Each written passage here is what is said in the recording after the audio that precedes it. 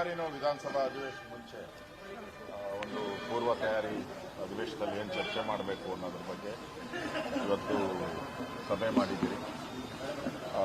ಮುಂದಿನ 10ನೇ ತಾರೀಕು ಸಂಜೆ 5 ಗಂಟೆಗೆ NDA ಸಮನ್ವಯ ಸಮಿತಿ ಸಭೆನೂ ಕೂಡ ಮಾಡ್ತೀರಿ. ಮೋಸ್ಟ್ಲಿ ಇಲ್ಲೇ ಅದನ್ನು ಕೂಡ ಮಾಡ್ತಾ ಇದ್ದೀರಿ.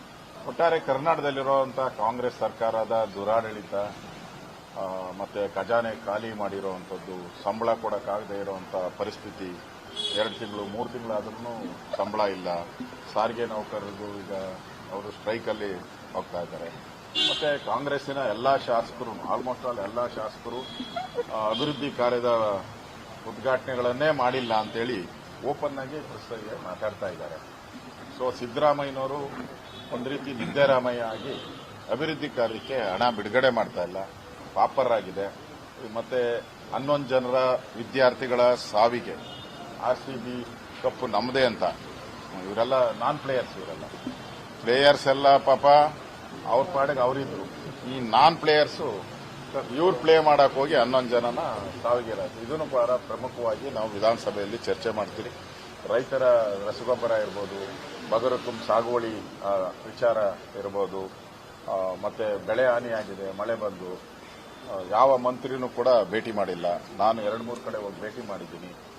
ಅದೇ ರೀತಿ ಬೆಂಗಳೂರಿನ ವಿವಾಹಗಳನ್ನ ಮಾಡಿರುವಂತಹ ವಿಚಾರ, 5 ಭಾಗ ಮಾಡಿರುವಂಥದ್ದು, ಮತ್ತೆ ಬೆಂಗಳೂರಿನ ಅಭಿವೃದ್ಧಿಗೆ ಒಂದು ನಯಾ ಪೈಸನೂ ದುಡ್ಡು ಕೊಡದೆ ಬರೀ ಬೊಗಳೆ ಬ್ರ್ಯಾಂಡ್ ಬೆಂಗಳೂರು ಅಂತ ಹೇಳೋದು, ಬೊಗಳೆ ಬಿಟ್ಟುಕೊಂಡಿದ್ದಾರೆ. ಈ ವಿಚಾರನೂ ನಾವು ಚರ್ಚೆಗೆ ತಗೊಳ್ತಾ ಇದ್ದೀವಿ. ಅದೇ ರೀತಿ ಏನು ರಾಜ್ಯದಲ್ಲಿ ಡ್ರಗ್ ಮಾಫಿಯಾ ತಲೆ ಎತ್ತಿದೆ, ಈ ವಿಚಾರವಾಗಿ ಒಂದು 7-8 ವಿಚಾರಗಳನ್ನು, ಯಾಕಂದ್ರೆ 9 ದಿನ ಅಧಿವೇಶನ ಇರೋದು, 8-9 ದಿನ ಅಷ್ಟೇ ಅಧಿವೇಶನ ನಡೆಯುವಂಥದ್ದು, ನುಡಿದು ಲೀವು ಎಲ್ಲ ಬರುತ್ತೆ.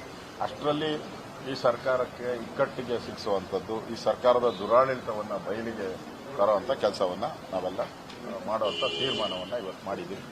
NDA ಸಭೆಯಲ್ಲಿ ಅದನ್ನು ಮತ್ತೊಮ್ಮೆ NDA ಮತ್ತು ನಾವು, ಅಂದರೆ JDS ಮತ್ತು ನಾವು ಅವತ್ತು ಅದಕ್ಕೆ ಅನುಮೋದನೆಯನ್ನು ತಗೊಂಡ್ಮೇಲೆ ವಿಧಾನಸಭೆಯಲ್ಲಿ ಇದನ್ನು ನಿಲುವಳಿ ಸೂಚನೆಗಳನ್ನು ಮತ್ತು 69 ಮುಖಾಂತರ ರಾಜ್ಯದ ಜನರ ಪಾಲಿಗೆ ಸತ್ತೋಗಿರೋ ಸರ್ಕಾರವನ್ನು ಬೀದಿಗೆ ತರುವಂಥ ಕೆಲಸವನ್ನು ಮಾಡಿ.